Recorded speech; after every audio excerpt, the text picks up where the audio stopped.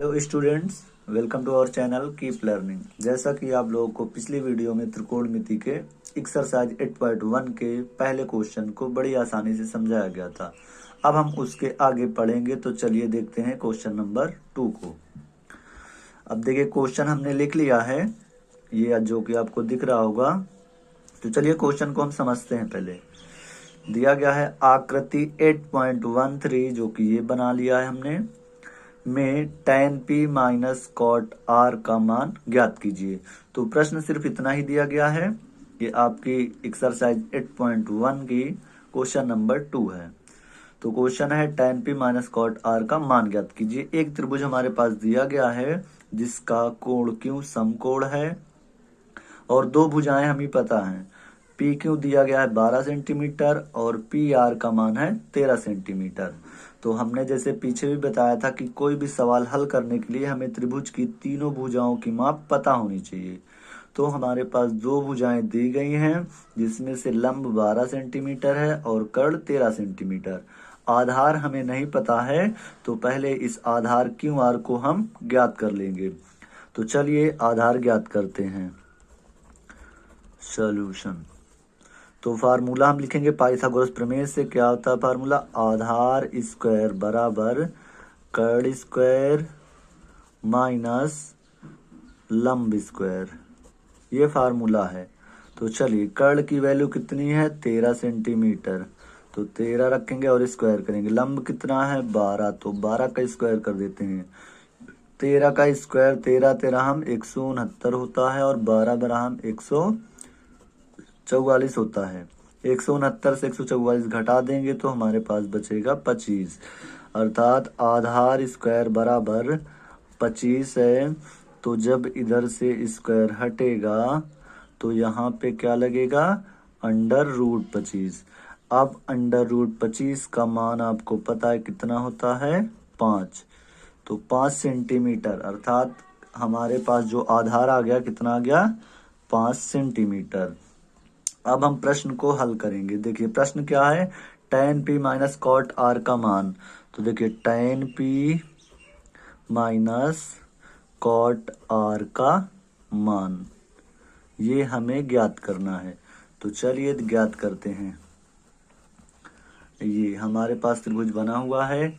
अब हमने एक फार्मूला आपको बताया था, जो रोज हम बताते हैं, पिछली वीडियो में भी हमने बताया था, लाल बटे कक्का। ठीक है, यहाँ पे क्या है? tan है। तो tan थीटा बराबर जो फार्मूला होता है क्या होता है? लंब बटे आधार। tan थीटा बराबर क्या होता है? लंब बटे आधार माइनस कॉट थीटा बराबर होता है आधार बटे लंब। क्या होता है? आधार बटे लंब। हो गया। अब देखेंगे हम यहाँ से tan में किस कोण की बात कर रहा है? tan p की। p कहाँ पे है? p ऊपर है, ऊपर की ओर। ठीक है, तो जिस कोण की बात करता है उसके सामने की भुजा लंब हो जाती है, अर्थात लंब क्या हुआ? Q R. और जो दूसरी भुजा कर्ण हमेशा निश्चित होता है, ये हम सभी वीडियो में बताते हैं। तो पी आर क्या है? कर्ण है। तो अब देखिए पी कोण की बात हो रही है यहाँ पे, तो पी के सामने की भुजा क्यू आर लंब हो गई और दूसरी भुजा क्या हो जाएगी? आधार। तो पी क्यू आधार हो गया। तो लिख देंगे यहाँ पे क्यू आर हो गया लंब और आधार क्या है? पी क्यू आधार हो गया माइनस। अब कॉट आर है, आर की बात हो रही, तो आर हम देखेंगे कहाँ है? ये यहाँ पे है, कॉट आर। अब बात आर की हो रही, तो आर के सामने की भुजा क्या हो जाएगी? लंब, और दूसरी जो भुजा वो क्या हो जाएगी? आधार। तो इसमें लंब पी क्यू है और आधार क्यू आर है। तो लिखेंगे आधार क्यू आर अपान क्यू आर। आधार हो गया, लंब क्या है हमारा? पी क्यू है, तो लिख देते हैं पी क्यू। ठीक है, इस प्रकार से ये हमने निकाल लिए, फार्मूला लिख लिया। अब आपको क्या करना है? क्यू आर की वैल्यू रख देना है। क्यू आर कितना है? 5 सेंटीमीटर बटे पी क्यू कितना है? 12। फिर इधर माइनस क्यू आर कितना है? 5 सेंटीमीटर। पी क्यू कितना है? 12। तो यहाँ पे देखिए 5/12 माइनस 5/12 घट जाएगा तो क्या आ जाएगा? 0, अर्थात 0 हमारा क्या हो जाएगा? आंसर हो जाएगा। शून्य क्या हो जाएगा?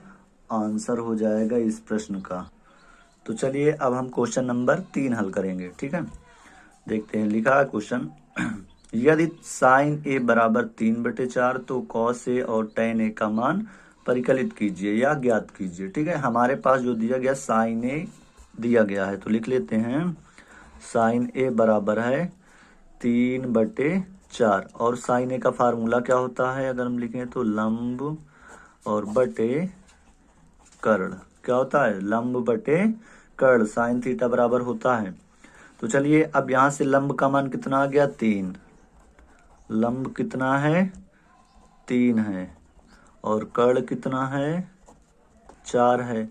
तो लंब और कर्ण हो गया। हम सबसे पहले क्या ज्ञात करेंगे? आधार। क्या ज्ञात कर लेते हैं? आधार। तो अभी जैसे हमने ज्ञात किया था आधार स्क्वायर बराबर कर्ण स्क्वायर माइनस लंब स्क्वायर। ठीक है, मान रखेंगे सभी का। कर्ण का मान है 4 और लंब का मान है 3 का स्क्वायर। तो 4 चौक 16 माइनस 3 त्रिक 9 होता है।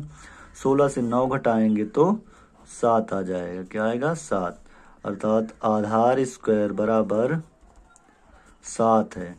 7 सेंटी ठीक है, 7 सेंटीमीटर। तो आधार जब यहाँ से स्क्वायर हटेगा तो क्या लगेगा? Under root. तो आधार का मान कितना आ गया? 7। अंडर रूट 7 आ गया। ठीक है, अब इसी प्रकार से हम कॉस और टेन का मान ज्ञात कर लेंगे। इसमें हमने फिगर इसलिए नहीं बनाया क्योंकि यहाँ पे सिर्फ एक ही कोण की बात हो रही है, सिर्फ एक ही।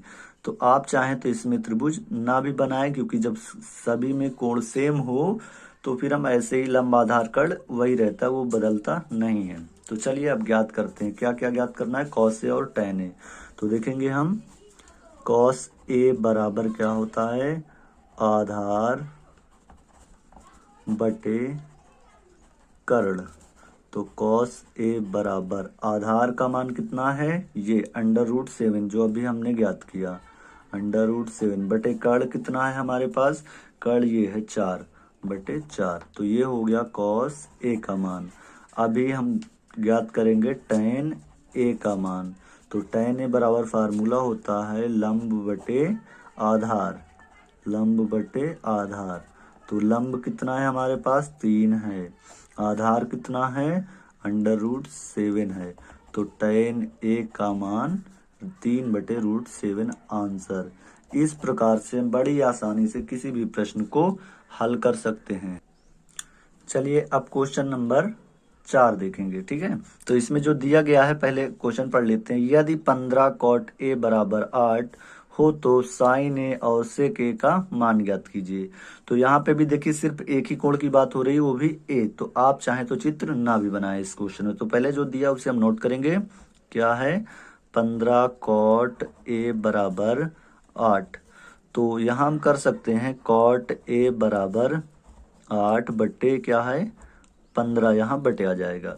अब आप बताइए कॉट थीटा बराबर जो फार्मूला होता है क्या होता है? आधार और बटे लंब। क्या होता है? आधार बटे लंब।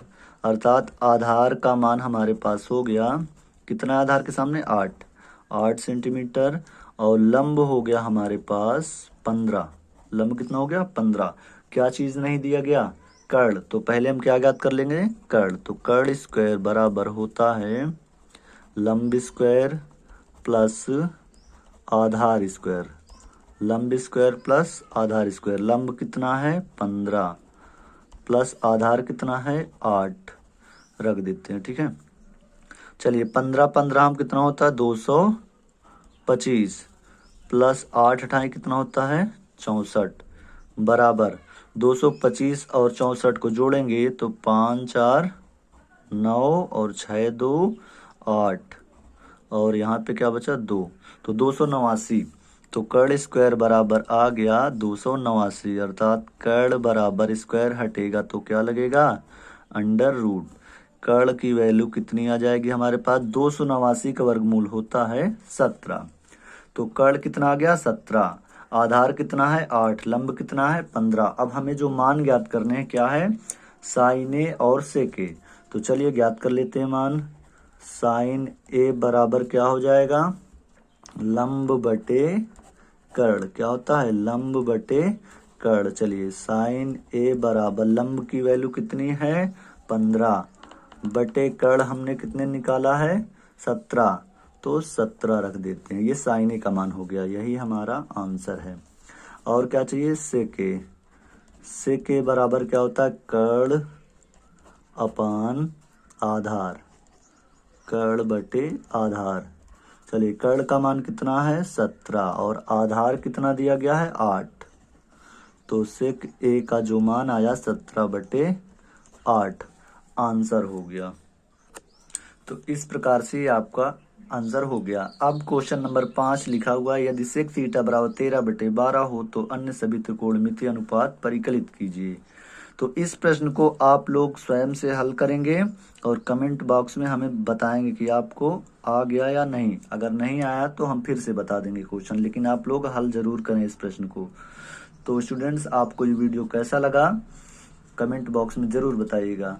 और आज की वीडियो में बस इतना ही। हम आपसे मिलते हैं फिर नेक्स्ट वीडियो में और कुछ नए प्रश्नों के साथ।